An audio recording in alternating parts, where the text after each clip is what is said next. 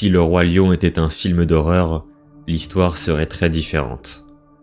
J'ai créé cette version du Roi Lion via une intelligence artificielle. Voici à quoi ça ressemblerait. James, habitué à voyager à travers le monde, emmena cette fois ses deux amis, Cathy et Mark, en excursion dans un pays d'Afrique de l'Est. Là-bas, une réserve naturelle s'y trouvait. Ils décidèrent donc d'y aller pour faire un safari. Ils louèrent une voiture accompagnée d'un guide. Ils virent énormément d'animaux de la savane, mais le groupe d'amis fut déçu d'une chose, ils n'avaient pour l'instant vu aucun lion. Après tout, faire un tel voyage et ne pas voir de lion, ce serait presque du gâchis. Le guide leur expliqua que les lions se trouvaient dans une autre zone de la réserve, interdite au public. James proposa au guide de les emmener contre un gros pourboire. D'abord hésitant, le guide accepta. Mais il savait pertinemment que si cette partie de la réserve était interdite, c'est qu'elle était dangereuse. Il y avait même plusieurs rumeurs de disparition. Après 30 minutes de route, ils franchirent tous les 5 l'entrée de la zone interdite et ils virent directement un superbe cimetière d'éléphants. Le guide conduisait la voiture le plus lentement possible pour laisser ses passagers prendre des photos et ne pas effrayer les autres animaux. Justement, un petit animal curieux et pas vraiment habitué à voir de présence humaine s'approcha. C'était un lionceau. James, Cathy et Mark s'empressèrent de prendre l'animal en photo. Malheureusement, les flashs l'ont vite effrayé et il s'enfuya.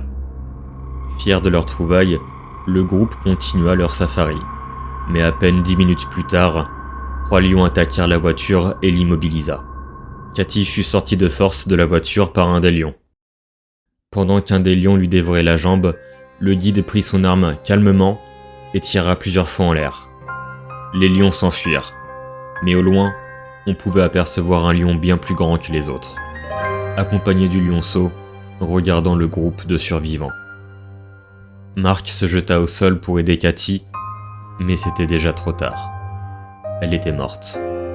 Avant même qu'ils ne puissent pleurer la mort de leur ami, James et Mark remarquèrent que le guide était remonté dans la voiture, sans eux, avec leurs affaires. Dans leur malchance, l'arme qu'avait utilisée le guide était encore par terre. Ils n'avaient pas eu le temps de la récupérer. James et Mark devaient donc refaire le chemin à pied et laisser le corps de leur ami ici, alors que la nuit commençait déjà à tomber.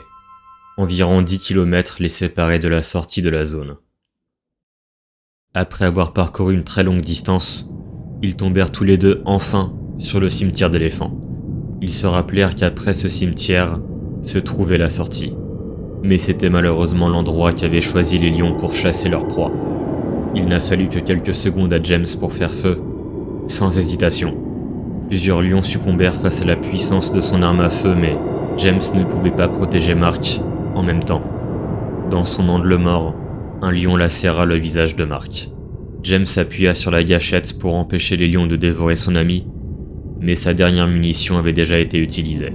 C'est impuissant qu'il assista à la mise à mort de Mark. Entouré de lions et sans armes, il savait que sa dernière heure avait sonné.